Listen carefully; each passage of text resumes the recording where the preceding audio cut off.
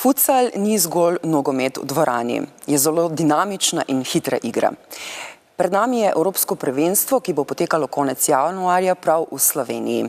Zato bo naš današnji gost, seveda selektor slovenske reprezentance, Andrej Dobovičnik. Lepo pozdravljeni. Lep pozdrav. Kaj to pomeni sedaj? Evropsko prvenstvo, ki bo potekalo v Sloveniji, futsal, ki ga sicer Slovenci nekateri poznajo, mogoče nekateri malo manj, ampak vseeno, ta dogodek bo potekal v Sloveniji in to je kar pomembno. Ja, zelo pomemben dogodek, sploh za ljubitelje športa, predvsem pa za tiste, ki delamo v futsalu oziroma imamo radi ta šport. Futsal je v zadnjih 10 letih, bom rekel, tudi pri nas naredil kar lepe korake naprej. Pridobil je tudi nekaj prepoznavnosti, mogoče lahko rečem, da ne toliko v tujini, v teh glavnih državah, ampak vendarle delamo korake naprej. Zveza je omogočila in priskrbila kandidaturo za to prvenstvo. UEFA je to potrdila in, kot sem rekel od začetka, mi vsi, ki delamo v tem športu, smo zelo veseli, da bo prvenstvo glih pri nas. Koliko reprezentanc bo dejansko tekmovalo za to prestižno lovoriko? Ja, na letošnjem Evropskem prvenstvu oziroma januarju 2018 bo v Ljubljani tekmovalo 12 ekip. To je tudi zadnje prvenstvo z 12 ekipami. Naslednje prvenstvo Evropsko čez 4 leta bo za 16 ekipami. Tudi ta podatek kaže, da se je šport, da se je pač futsal v Evropi razširil in da vedno več reprezentanc kakovostno dela in tudi dobro igra. Če pogledava klasičen nogomet, tukaj so reprezentance, kot so Španija, Italija, Anglija, Nemčija v evropskem prostoru, tiste, ki so nekako vodilne, ki so močne, mimo katerih ne moremo. Kako pa je to v futsalu? Ja, ampak v glavnem bi rekel, da vrh na nek način kotirajo vse iste države, kot tudi v velikem nogometu. Malenkost je tu izjema, da je pozno se priključila futsal družini Nemčija. Drugače pa Španija, Italija, Rusija so vedno v vrhu in na prvih mestih v Evropi. Tudi drugje po svetu, lahko omenim, da je zadnji svetovni prvak Argentina, kar je podobno kot v nogometu, in pa Brazilija kot pojem nogometašev, podobno je tudi v futsalu.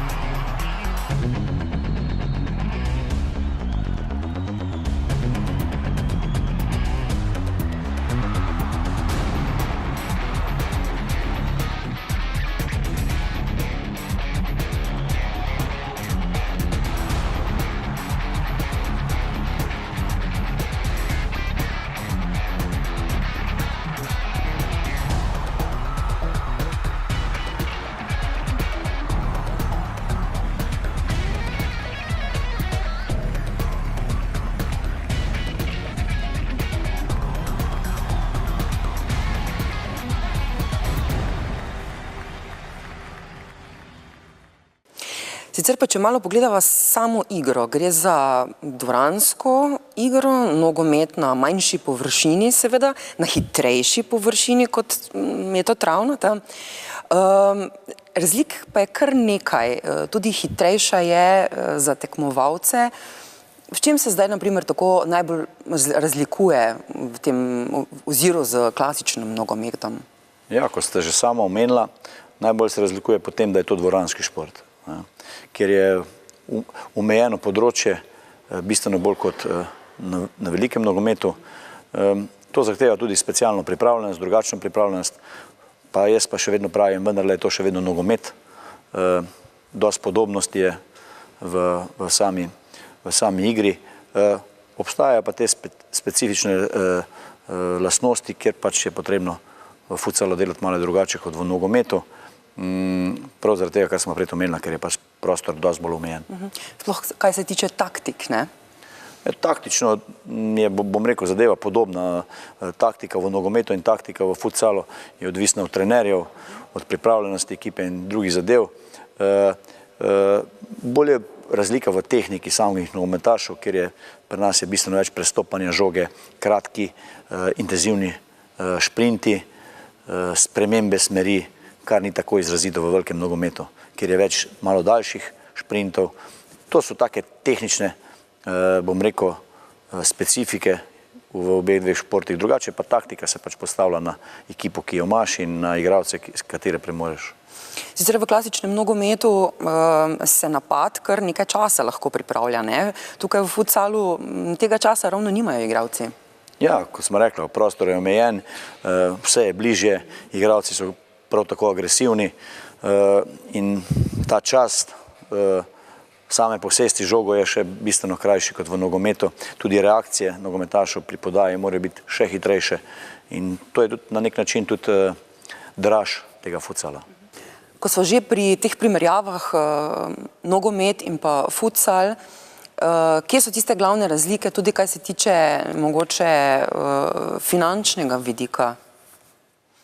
Ja, sigurno razlike obstajajo. Bom rekel, na nek način so kar drastične razlike, če primerjamo igralce po zaslužkih. Absolutno so v prednosti v velikem nogometu, ampak vendarle v razvitih državah, ki smo jih prej omenila v futsalu, igralci lahko lepo živijo od futsala.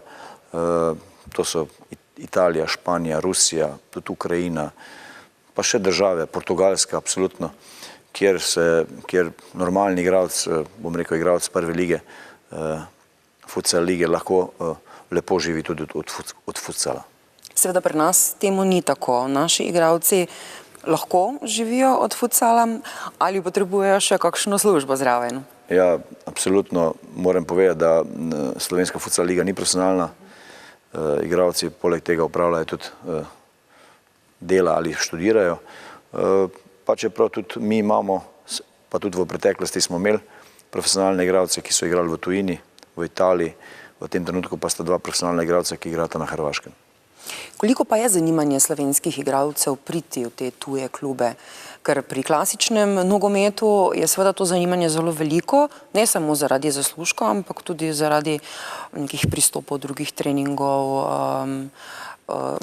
tekem, ki so z velikimi ekipami. Kako je to pri futsalu? Zelo podobno tudi v futsalu.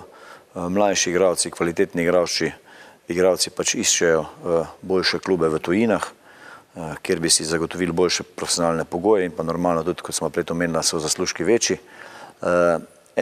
Tukaj ni praktično nobene razlike, razen tega, da smo rekli, da so zaslužki v velikem nogometu absolutno bistveno večji, pa vendarle tudi naši mladi igralci sanjajo o tem, da bojo prestopili v kak španski, italijanski ali pa mogoče v ruski klub.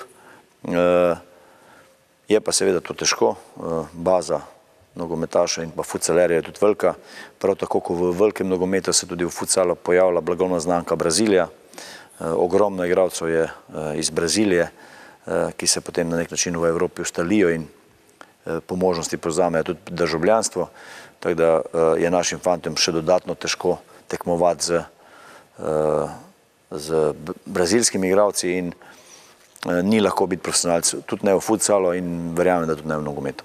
Kateri pa imajo te kvalitete oziroma možnosti sploh, ki lahko rečemo, da so tako dobri v slovenski ligi, da imajo možnost iti v tujino? Seveda obstajajo ti igralci, kot sem prej omenil, dva sta že, tudi v preteklosti so bili trije. Prihaja pa nov rod mladih igralcev, ki prav tako pričakujem in vem, da bojo sposobni igrati v še kvalitetnejših ligah, vendar je zdaj v posameznikih težko govoriti. Vsekakor pa je tudi tu razvoj futsala šel naprej in možnosti naših igralcev, tudi prek dokazovanja v reprezentance so bistveno večje. Če pa govoriva o zvezdnikih, zvezdnikov v velikem nogometu, klasičnem nogometu ne manjka, kako pa je s tem pri futsalu? Koliko tu lahko govorimo o zvezdnikih? Ja, dobro vprašanje. V futsalu je zvezdnikov sicer bistveno manj kot v nogometu, vendarle se tudi pojavljajo. Dva sta verjetno širši množici bolj poznana, to je bil Falcao iz Brazilije in pa zdajšnji Ricardinho, portugalski zvezdnik, ki bo prišel tudi v Ljubljano.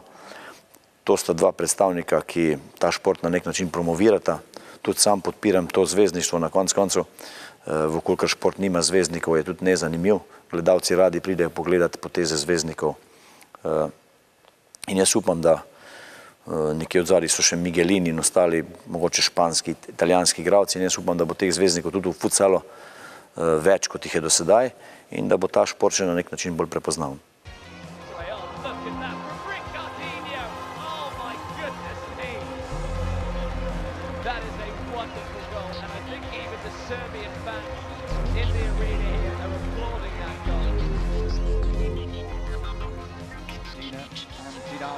That is the opening goal, and it's gone for Romelu from FC Dinamo. Romelu with a really good strike.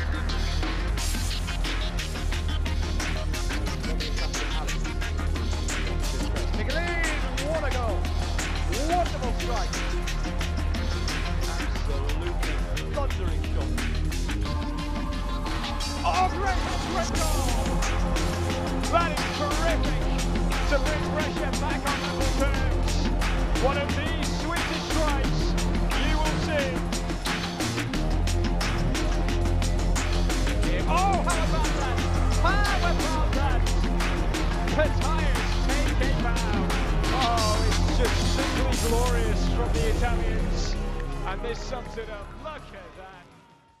Če pogledava slovensko reprezentanco, kje so njihove prednosti? Bolj v napadu, bolj v obrambi, fizični pripravljenosti?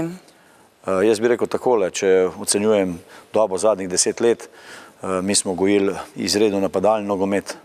Od samega začetka, ko sem jaz prevzel reprezentanco, moram reči, da težim k temu, da igramo, bom rekel, tudi za gledalce dopadljivo igro, napadalno igro, da se ne zapiramo pred svoja vrata, razen redkih izjem, kjer pač to moramo narediti.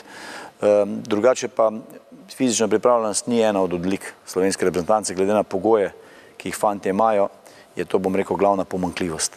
Vsi ostali parametri, bom rekel, so naši igralci zelo, zelo konkurenčni, zelo dobri, zato pa tudi te mini priprave zdaj, ko ste jih opazili, ki smo jih naredili, so glih namenjene temu, da se pač približamo tem najboljšim reprezentancam tudi v tej fizični pripravljenosti. No, priprave potekajo v Mariboru, zakaj ravno Maribor? To je zdaj težko vprašanje, lahko pa povem, zdaj glede na to, da smo jih zaključili, da smo imeli lepe pogoje, v bistvu telovadnica za sebe, tudi poseben prostor, kjer smo delali stretching in pa stabilizacijo. Ugodni pogoji, na koncu tudi avtocesta bližina vseh reprezentantov in to je v bistvu prevagali, da smo se odločili za prvi del priprav narediti v Mariboru. Na kaj je bil poudarek pri teh pripravah? Fizično so fantje zelo močni, ampak kljub temu res tisti poudarek za dneve, ki prihajajo konec januarja, pa verjetno ste imeli kaj v ospredju. Moram reči, da v tem prvem delu niti nisem planiral, niti nismo izvajali nekih taktičnih zamisli ali pa prekinitev, kar bomo delali v drugem delu in pa potem še na teh dveh ključnih pripravljalnih tekmah z Iranom. To nas vse še čaka. Poudarek je bil absolutno na fizični pripravljenosti, na dvigu fizične pripravljenosti vsakega posameznika.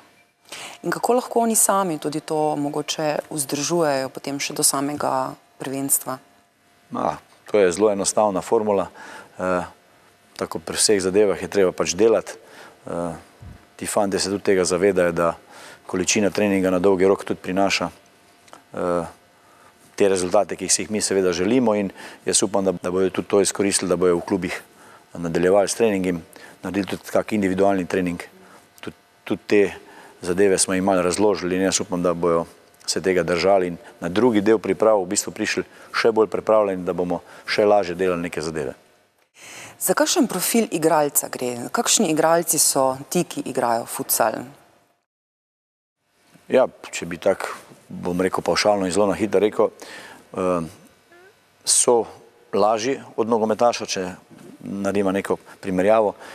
Zakaj? Ker morajo večkrat spremeniti smer, v glavnem so to lažji igralci, se pravi okoli 60-70 kg, če je le mogoče. Pri velikem nogometu to ni tako izrazito. Gibčni, kot smo rekla, omejen prostor in temu se tudi sledijo morfološke lastnosti posameznih igralcev. Recimo naš kapetan je, bom rekel, na nek način odsev, kak naj bi ta futsal igralec bil, se pravi malo manjše rasti, izredno eksploziven, izredno gibljiv, hiter. To so pač odlike dobrega futsal igralca. Sicer imamo v Sloveniji ligo slovensko futsala, ampak kljub temu teh ekip je kar nekaj. Z kakšnega okolja prihajajo ti igralci oziroma ali nekako že gojimo mlade igralce v futsalu? Ja, moram omeniti, da prva slovenska futsal liga obstaja od leta 95-96, se pravi, je že kar nekaj časa, sicer to ni iz zgodovinskega vidika ne vem kak, ampak glede na to, da je Slovenija mlada država, je to, bom rekel, kar zavidljiv čas. Ja, v zadnjih letih, bom rekel 2, 3, 4, imamo tudi prvenstva za mlade, se pravi, kategorije se začnejo od U13, preko U15, U17 in U19 in kot sem na začetku intervjuja omenil, koraki so počasni, ampak jaz upam, da grejo v pravo smer in da se začne že tudi z mladimi delati strokovno v futsalu, kar je v kasnejših letih tudi zelo, zelo pomembno, ko prihajajo v te članske selekcije, kjer je ritem in pa samo delo še tudi teže. Ampak načeloma pa fantje prihajajo iz klasičnega nogometa. Težko podam zelo neko bolj tako čist pravo analizo ali pa pravo oceno, bi pa rekel, da je kombinacija vsega, kar se meni tudi na nek način zdi prav, da otroci ali pa mladi fantje igrajo vse, potem pa se sami odločijo, kjera pot jim je boljša. In jaz mislim, da je tam časa do U15 več kot dovolj, da fantje sami spoznajo, kaj si želijo, ali želijo igrati v dvorani futsal ali igrati nogomet. Specifike smo prej omenili, tako da vsak posameznik se lahko odloči. Jaz sem pa zadovoljen, da je ta trenerski odbor tudi sprejel, da tudi v futsalu začnemo delati z mladimi in da na nek način vzgajamo tudi mlade futsal igralce. Kako bi pa ocenili to našo slovensko prvo ligo futsala? Kakšno kvaliteto kaže? Ekipe prihajajo res iz različnih mest po Sloveniji, ki nimajo nobene povezave z velikim nogometom, če lahko tako rečem. Ja, vsega je malo, večinoma je pa to iz manjših okolij. Specifično, recimo bom rekel, je Litija, ki je naš prvoligaš, odkar je liga ustanovljena in klub že dobro deluje in je tudi še zdaj v konkurenci za prvaka. Na nek način je to sigurno povezano z denarjem, normalno, in v tem manjših okoljih mogoče tudi lažje zagotovijo denar za manjši pogon kot pa za velik nogomet in zato je tudi, bom rekel, specifika teh manjših krajev, Kobarida, Tolmina in pa ne vem, Litije, pa še koga, ki so, bom rekel, v vrhu slovenskega futsala. Kar se same kvalitete tiče, bi težko rekel, da se je nekaj hudo pomikala čez to zgodovino od 95 naprej. Neko leto je malo boljša, neko leto je malo slabša. Je pa to, kot sem rekel, povezano z denarjem in normalno, da se ne bomo mogli verjetno nikoli primerjati špansko ligo, italijansko in pa rusko ligo, kjer je masa ljudi tudi drugačna in je tudi več denarja v igri in se lažje ekipe formirajo in so lahko tudi bolj profesionalni pogoni.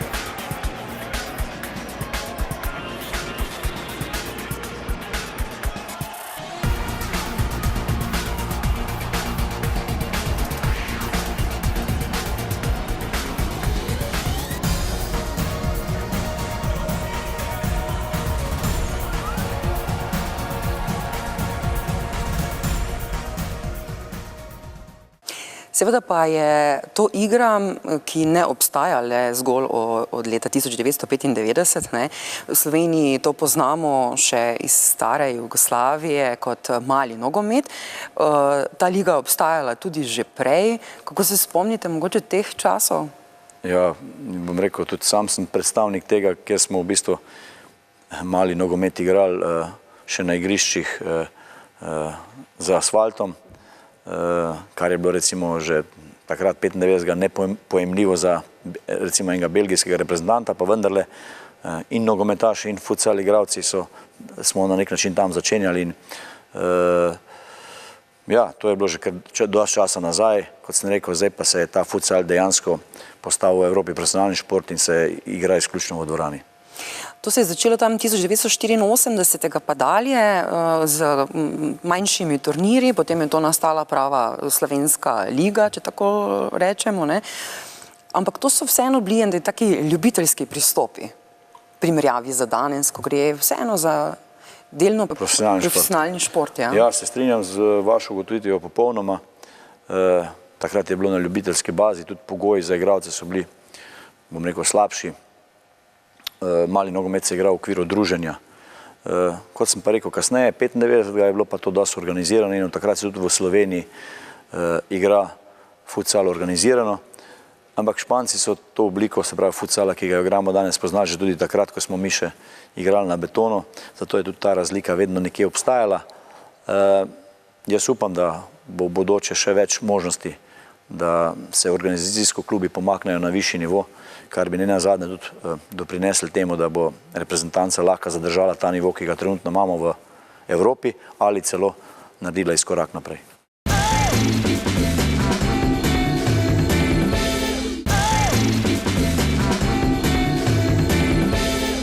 Ja, mali nogomet je v bistvu, kot smo prej ugotavljala, povezan z rekreacijo, z druženjem, zato je UEFA, pod katerim okriljem tudi mi igramo in bo to Evropsko prvenstvo v Ljubljani, pač poenotila izraz in izraz futsal je zdaj že kar nekaj let se prijel.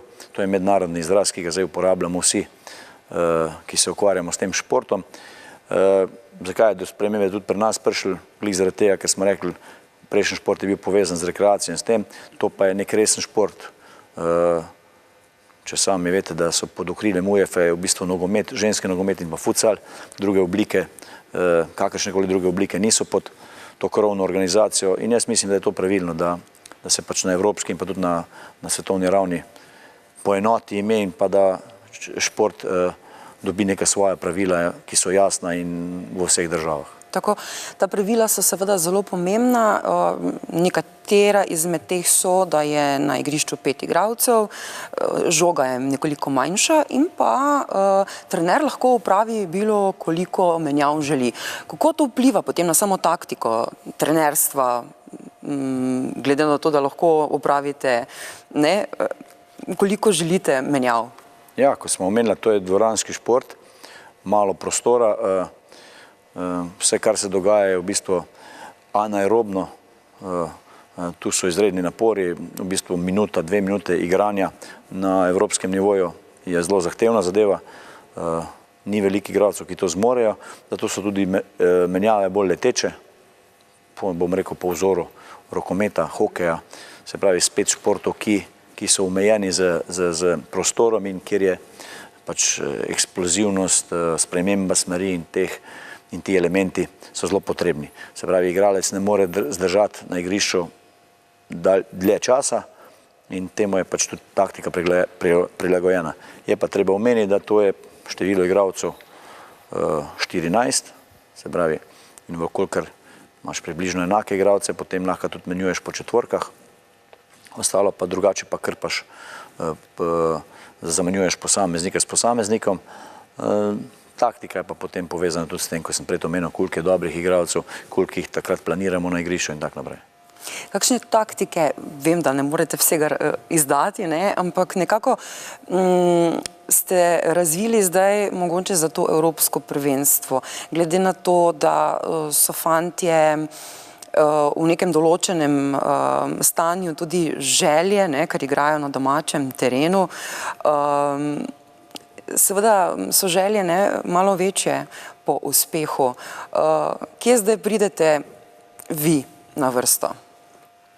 Jaz sem s temi fanti že, ko smo prej rekla, 10 let, tako da dosti dobro se poznamo, normalno, in jaz tudi pravim, da je pravilno, če imaš visoke cilje, ne sicer utopistične, ampak visoke cilje, to te na nek način tudi žene naprej. Dodatna motivacija je po uspehu je sigurno domače prvenstvo, evropsko prvenstvo, kjer igraš pred svojimi gledalci, in verjamem, da bojo Stožice tudi polne. Moja vloga v tem je, da pač pripravim ekipo, to, kar ste videli na teh prvih pripravah, da skujemo vsi skupaj eno taktiko, kjer pač mislimo, da smo v tem trenutku lahko najbolj konkurenčni tem dvem ekipam, ki jih imamo v skupini. Drugače pa so to dosti poznane zadeve, glede na to, da smo, kot sem rekel, da so že igralci dolgo z menoj in jaz z njimi,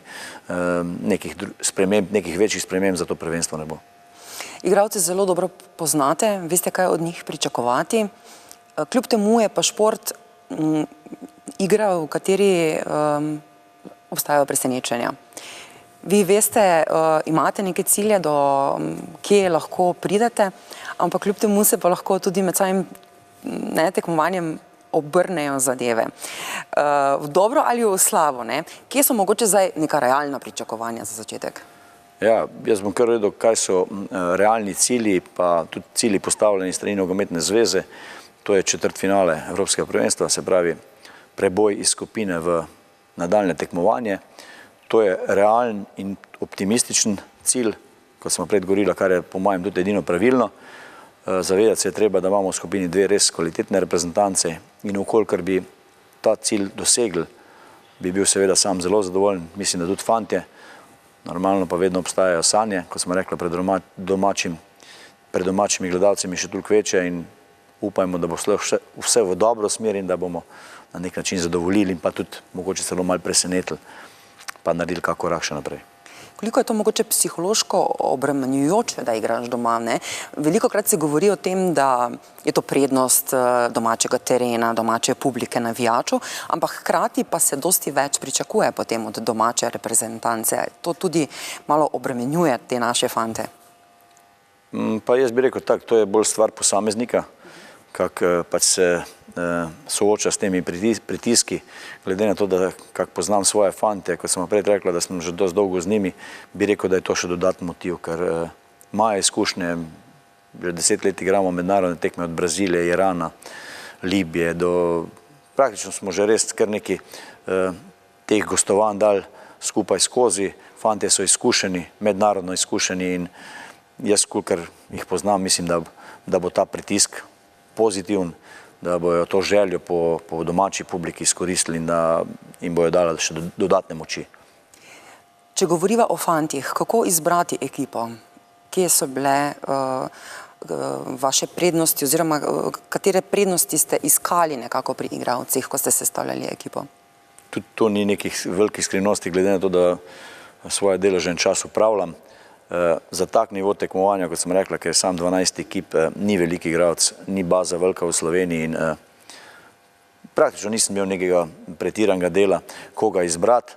Vsi ti fanti, ki karkoli pomenijo v slovenskem futsalu, so z menoj. Jaz upam, da se še bojo ta dva poškodovana, ki jih ni bilo na pripravah, pridružila, da bomo na ta način zaključili ekipo, kompletirali ekipo. In kot sem rekel, ni bilo nekih posebnih težav z izborom. Poškodbe so sestavni del športa, ne samo našega športa. Kot veste, tudi večina drugih športov je pač obremenjena z poškodbami in raznimi ostalimi stvarmi, ki pač omejujejo delo športnika.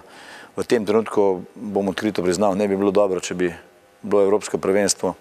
Jaz na to zdravstveno stanje in pa tudi na dvig forme pripravljenosti posameznika računam, da bomo v tem mestu še karkoli, da bomo še naredili. Tudi ta dva, ki sta poškodovana, upam, da se s poškodbami zacelita in da bo ta v nekem primernem času tudi začela trenirati, ker na koncu koncev vemo, da se prvenstvo zelo hitro bliža. Kot sem rekel, poškodbam ne moramo ubežati, upam pa, da bojo čez natanko mesec dni bistveno manj vplivale na samo našo reprezentanco kot v tem trenutku. Sicer pa, ker ste sami igrali to, se verjetno lahko za fantje dosti bolj poistovetite nekako, ne? Kako se spomnite teh vaših trenutkov, začetkov igranja futsala? Res je, to je dobro vprašanje. V bistvu, jaz sem večkrat tudi v tem razmišljal in je prednost, da sem postal selektor in da na nek način upravljam to delo, da sem tudi sam pač probal to klimo, reprezentančno klimo. Sam sem bil reprezentant 5 let in veliko stvari, ki jih igralci zdaj doživljajo, jaz pač leta nazaj doživljal in tudi to mi daje določene prednosti pri vodenju reprezentance. Jaz se teh trenutkov spomnim z vsemi superlativi, slabe stvari so bile pozabljene, spomnim se samih dobrih stvari, druženja z ostalimi reprezentanti, kljub temu, da smo imeli težke tekme, da smo bili na nek način slabši kot ta generacija, ki jo trenutno imamo, pa vendarle, kot sem rekel, meni je bil to dogodek, čast, tako mi je danes biti čast selektor, mi je bilo takrat kot igralec in lepi dogodki, v glavnem, lepi spomini.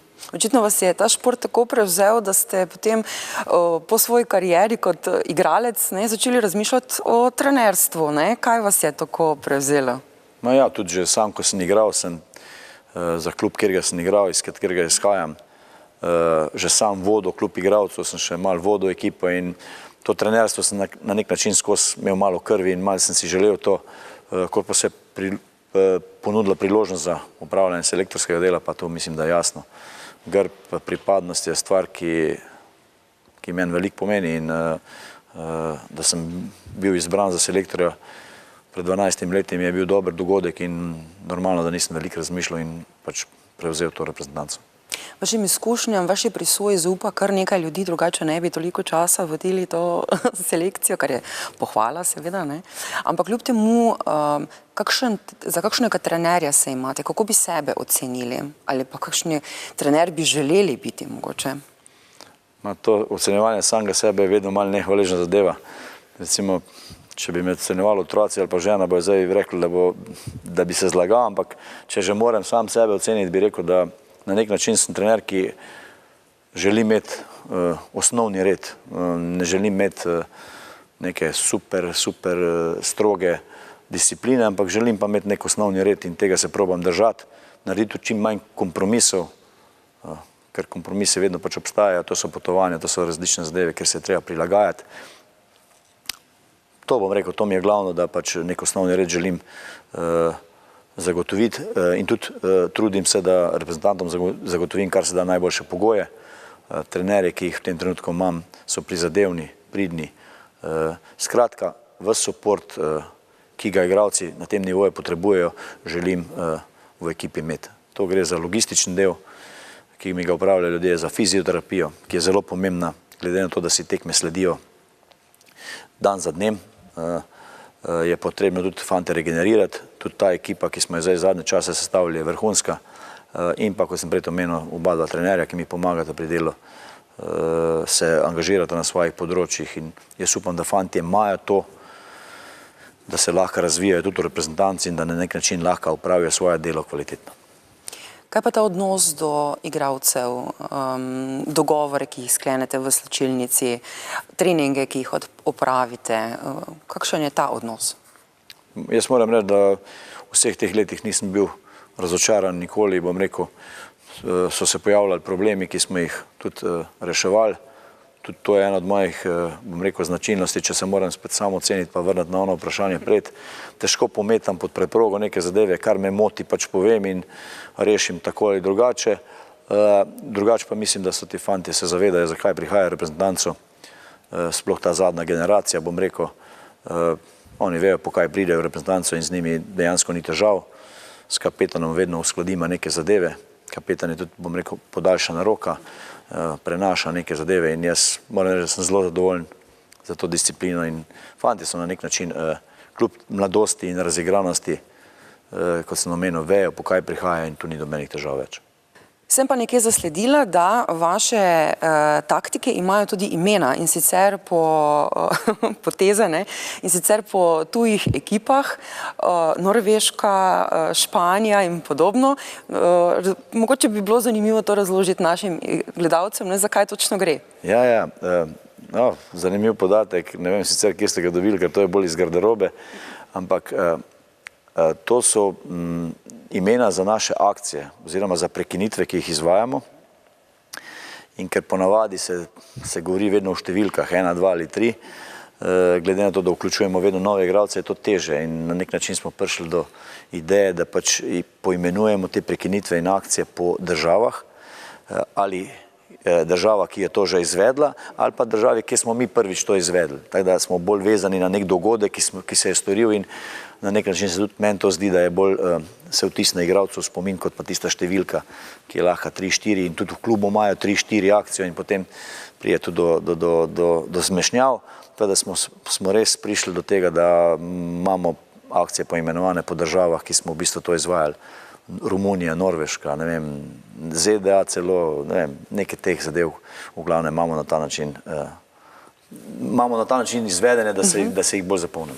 Tudi kakšni rituali v slčilnici pred tekmo? Ne, mislim, vsak igralec ima, kot tudi v futsalu so verjetno neki rituali, ampak mi imamo usklajen pač sistem celega dneva, ko se tekmovanje odvija, ampak to ni nek poseben ritual. To so pač sestanki za tekme, ogled video analiz in ostale podobne zadeve. Na drugi strani pa na takšno tekmovanje, kot je Evropsko prvenstvo, ne vpliva samo priprava, trenutna dnevna forma in tako dalje, ampak tudi sama lokacija. Tekmovanje bo potekalo v Stožicah. Kako kvalitetna mogoče je ta dvorana? Prostor, kjer se igra, je pač enak za vse, ne? Tako da tu niti nimamo vpliva, moram pa reči, da sem zelo zadovoljen. Mi smo v Stožicah že imeli prijateljsko tekmo s Portugalci. Dvorana je vrhunska, ambient je prekrasen in jaz sem prepričan, da bo to prvenstvo uspelo, da bo eno lepših prvenstev v futsalu. Upam tudi, da bo dosti veliko število gledalcev prišlo na njega. Podlaga je pa za Evropsko prvenstvo vedno enaka. To so podlage, ki se prav za Evropsko prvenstvo montirajo in se v kakršnokoli dvorano lahko zmontirajo. In tako bo tudi v Stožicah. V Stožicah bo podlaga, ki jo poznamo, to je Mondova podlaga in jaz upam, da bo tako kot treba in da bomo vsi igralci in pa normalno tudi ljudi, ki delamo drugače, karkoli v tem športu zadovoljni in da bo prvenstvo res kvalitetno. Seveda si pa želite bučne podpore tudi strani občinstva. Koliko mislite, da Slovenci poznajo ta šport? Jaz sem prepričan, da bo našo reprezentanco podprlo veliko število ljubiteljev športa nasploh, pa predvsem tudi teh futsal privržencev. Lahko rečem tudi to, da imamo eno lepo izkušnjo v Mariboru. Mi smo z Mariborom igrali kvalifikacije za svetovno prvenstvo v Španijo, pa prijateljsko tekmo v Španijo in moram reči, da je bila vsakič dvorana Tabor polna, kar pomeni, da je prvič pohvala Mariboru, da je nogometno mesto in drugič tudi, da se ta šport, da je dosti prepoznavn in verjamem, da bojo tudi Stožice, glede na to, da je to Evropsko prvenstvo. Na naših tekmah sem prepričan, da bojo polne. Sicer pa vas do Evropskega prvenstva pa čaka še ena pomembna tekma, tako da malo ocenite, v kakšni pripravi ste in to z Iranom, ki pa je zelo močen, ste dejali. Res je, to je naš cilj, to je bil naš cilj že kar nekaj časa, da dvigujemo formo do Irana. Proti Iranu, ki je odlična reprezentanca, tretja reprezentanca iz zadnjega svetovnega prvenstva, preizkušimo vse tiste zadeve, ki jih bomo par dni kasneje potem uporabili tudi na Evropskem prvenstvu, predvsem pa, da vidimo dejansko, takrat bomo lahko šele ocenili, kje smo, kakšno je zdravstveno stanje igralcev, kakšna je forma igralcev, kakšna je uigranost igralcev in tekme z Iranom, obe dve tekme z Iranom bojo za nas zelo pomembne, ker bojo po moji oceni že pravi pokazatelj tega, kaj dejansko mi na Evropskem prvenstvu lahko naredimo oziroma lahko dosežemo zastavljene cilje ali smo teh ciljev oddaljeni. Sicer potem, to bo okrog 22. če se ne motim tekma, do Evropskega potem več ne bo dosti, kaj lahko še potem sploh spremenite? Glih zato pravim, da bo to zelo pomembno, ker praktično nekih večjih korenitih sprememb ni več možno v dobenem elementu. Se pravi, ni možnost niti zamenjati ekipe, ni možno niti nadgraditi neke forme, tako da te dve tekme bojo pokazatelj, ki mi bojo tudi meni in pa tudi samim igralcem povedale, v kakšni situaciji smo, v kakšni formi smo in kaj lahko pričakujemo na prvenstvu. Sicer pa, kadar ne mislite na futsal, kateri športi so mogoče tisti, ki so vam bližji, ki vas zanimajo, ki si jih včasih z veseljem pogledate, mogoče tudi po televiziji, greste na kakšno tekmo? Ja, absolutno. Mislim, da to ni kakšne velike dileme, da je to seveda nogomet. Nogomet, futsal, to je bila pač večna ljubezen tudi moja.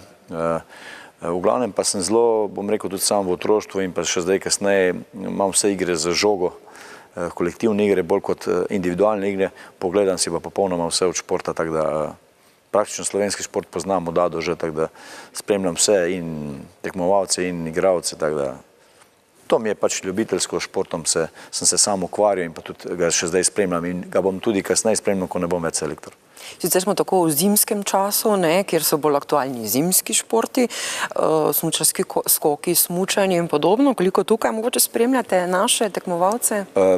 Sicer v tem trenutku, glede na to, da se mi približuje Evropsko prvenstvo, nisem popolnoma na tekočem, ampak ta čas si bom tudi vzel po prvenstvu in ampak spremljam tudi seveda tudi vse smučanja in pa zimske športe, glede na to, da je to pri nas, bom rekel, kar zgodovina. Sploh v mlajših letih smo v bistvu predvsem bili vezani na te športe, jih spremljam tudi zdaj. Sicer pa tudi športniki, drugi podpirajo vas, med drugim tudi Tina Maze in pa Dejan Zavec, v kakšni obliki? Res je. Oba dva sta uradno iz strani UEFA imenovana kot promotorja tega športa in mi je zelo veselje, da sem imel tudi možnost spoznati in Tino in pa Dejana. Pred Dejano smo bili celo s celo ekipo v njegovi telovadnici. Šport je tudi način življenja in ne glede na to, da smo v različnih panogah, se mi zdi, da je zelo primerno, da se športniki med seboj družijo in da se spoznavamo. In meni so bile ta srečanja v bistvu zelo taka prijetna, fajna in jaz upam, da bodo tudi nas kaj obiskala na prvenstvo. Čeprav ima, mislim, da Tina v tem času neke obveznosti v tujini, pa vendarle vem, da bo ta stala z nami in da bo ta navijala za nas. Sicer pa navijali bojo številni, posneli ste tudi en zelo zanimiv videospot, s katerim nagovarjate ne samo slovenske, tudi tuje navijače, naj pridajo, kakšna so mogoče pričakovanja, koliko bo tujcev v Ljubljani v tem času? Težko bi to oceno pa sigurno delata tudi UEFA in pa naša nogometna zveza Slovenije. Mislim, da se po svojih najboljših močeh trudita, da pač na nek način seznanta ljudi s tem dogodkom.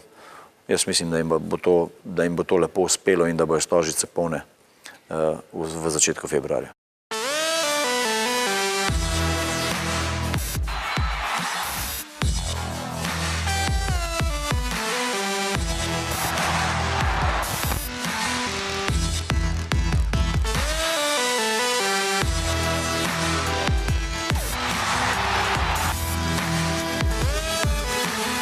UEFA Futsal Euro 2018, Arena Stožice, od 30. januarja. Pridi in podpri slovensko reprezentanco.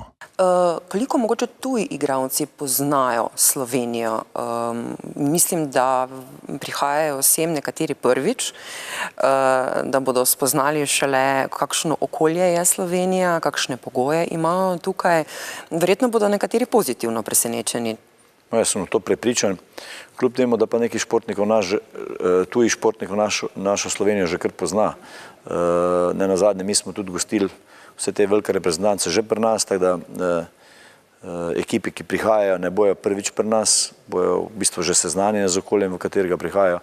Mogoče nismo gostili v zadnjem trenutku francoske reprezentance ali pa bom rekel še koga, ampak dejstvo je, da že kar veliko poznajo Slovenijo. Tudi ta dogodek je spet priložnost, da se promovira tudi naša država, ki jaz mislim, da je lepa in prijazna do ljudi. In tudi največji zvezdnik jo je večkrat pohvalil, tako Miguelin kot Ricardinho, ki sta na nek način evropska zvezdnika v tem športu. Vsak športni dogodek se mi zdi, da je priložnost za promocijo države in jaz upam, da bomo tudi to izkoristili. Sicer pa kako pomembna je ta Evropska liga UEFA v futsalu, glede na to, da tako kot pri klasičnem nogometu tudi prvi na lestvici lahko ima možnost igranja v kvalifikacijah. Kakšne uspehe imamo tukaj na tem področju? zdaj treba v bistvu opredeliti, ali gre to za klubski nogomet ali za državne reprezentance.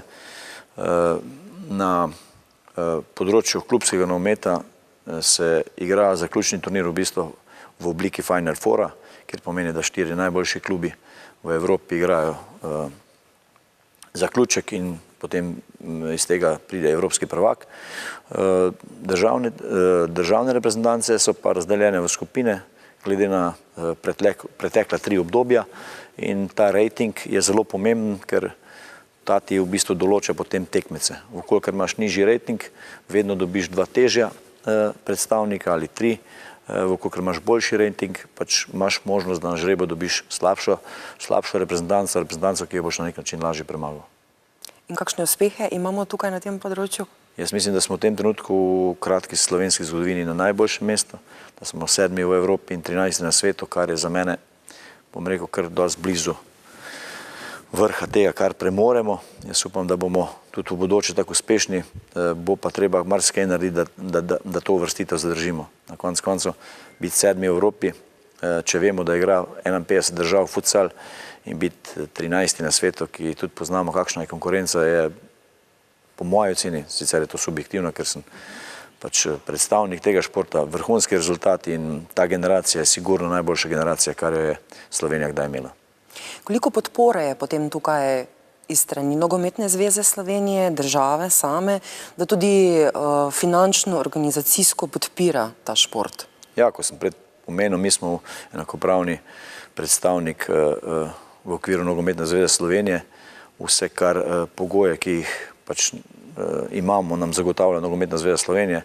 Jaz moram reči, da s tem sem zelo zadovoljen, da v Sloveniji je v sami zvezi tudi futsal dosti prepoznaven, da je dosti besed namenjeno futsalu.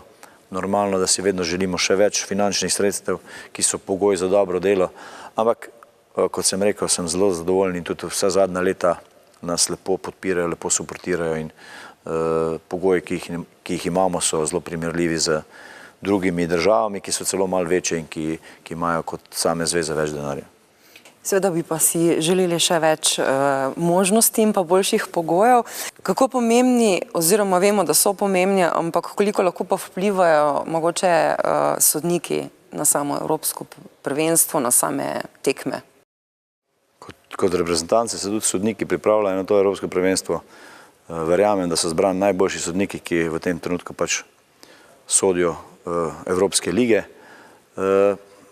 Kot pri vsakem športu je tudi dejavnik, eden od dejavnikov in deležnikov sojenja, in tukaj bom rekel, futsal ni izjema.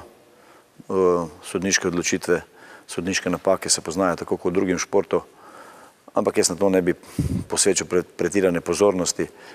Tako igralec naredi napako, je naredi tudi sodnik, in jaz upam, da bo to prvenstvo odsojeno na visokem nivoju, kar je predpogoj za najvišje tekmovanje, ki ga pač v Evropi v tem trenutku bomo premogli. Prva tekma je z Srbijo. Kaj tukaj pričakovati, glede na to, da je to ekipa, ki jo dobro poznate, s katero imate tudi kar nekaj izkušenj, sicer tekme, ki ste jih tudi izgubili, ampak želja je tokrat verjetno malo večja. Zdaj težko ocenjujem samo željo posameznikov. Jaz vem, da smo tudi v Beogradu, kjer smo tekmo izgubili, otvoritveno tekmo izgubili, bile velike. Lahko rečem, da poznam svoje igralce in vem, da so si to želeli. Zdaj, ali si to bolj želijo še tukaj normalno pred svojimi gledalci, vendar tekma je tekma, in vkolikor ne bomo maksimalno pripravljeni, skoncentrirani, bomo težko premagali reprezentanco kvalitete Srbije. Jaz sem pa drugače optimist, in glede na to, da vidim fante, da si to želijo, da so pridno trenirali čez te prve mini priprave, vem, da bomo to tekmo zmagali. Naslednja je potem, mislim, da z Italijo. V čem je zdaj razlika med tema dvema ekipama, Italijo in Srbijo? Torej, kako pristopiti sploh k tekmi, ne? Na kaj se osredotočiti? Ja, sigurno so to dve različne ekipe. Srbijo zelo dobro poznamo in smo že večkrat igrali z njim. Ni pa Italija tudi nobena izjema, glede na to, da smo se prav v Belgiji, smo jih v bistvu v pretekmovanju premagali, oni pa so kasneje postali evropski prvaki. Se pravi, tudi nekih hudih neznank z Italijani ni. Mi imamo tudi že neke analize pripravljene od obeh ekip, vendarle bomo s tem začeli seznanjati igralce šele po tekmi z Iranom, ker ne želimo mešati nekih stvari. Prav sama taktika za tekmo, za posamezno tekmo in za Srbijo in z Italijo bo pa sprejeta malo pred samo tekmo, ker je treba oceniti, kot smo prej rekli, v kakšnem stanju so igralci, v kakšnem stanju bo konkurenca in pač poiskati naše prednosti.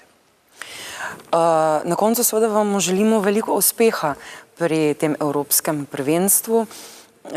Rekla sva prej, kaj so tisti realni cilji, ki si jih ste nekako zadali ali pa si želite doseči. Kateri so pa tisti cilji, s katerimi pa bi rekli, nekako presenetili smo vso Slovenijo? Težko je zdaj to oceniti, kaj Slovenija dejansko pričakuje. Jaz sem pač povedal nek cilj, ki smo se ga z nogometno zvezo zastavili. To je bolj vprašanje, če zaprem oči in kaj sanjam doma, bi bilo pa verjetno polfinale evropskega prvenstva, to bi bilo pa in sploh v tem trenutku za našo ekipo. Spet izkorak, velik izkorak naprej, ampak kot sem rekel, smo realno na trdih tleh in se zavedamo, da z delom lahko sploh konkuriramo temu prvemu cilju, kaj šele kasneje. Dejavnik sreča bo pa potem na koncu tudi nekaj od tega povedal. Jaz upam, da bo na naši strani in da bomo vsaj zastavljene cilje dosegli, če ne, že tiste z zaprtimi očmi. In če ostanemo pri zaprtih očeh, če bi bile te polfinale, proti kateri ekipi bi si želeli? Proti taki ekipi, da bi jo spet premagal. Ne vem, ne bo več lahke ekipe. Lahke ekipe ni v skupini, niti v eni skupini, ne samo v naši, ki smo že prej omenili, da je težka. V polfinalu pa sploh so same vrhunske profesionalne reprezentanci, kjer ni lahkega nasprotnika in če sem čisto odkrit, tako daleč nisem razmišljal, bomo pa sigurno na nek način riskirali 2 noči in proučili tekmeca in proba še korak naprej. Mogoče vam to tudi uspe, mogoče se vidimo v polfinalu, mogoče tudi v finalu. Seveda, kakršnikoli rezultati pa bodo, vam želimo veliko uspehov in pa najlepša hvala, da ste si vzeli čas tudi za nas. Najlepša hvala tudi vam.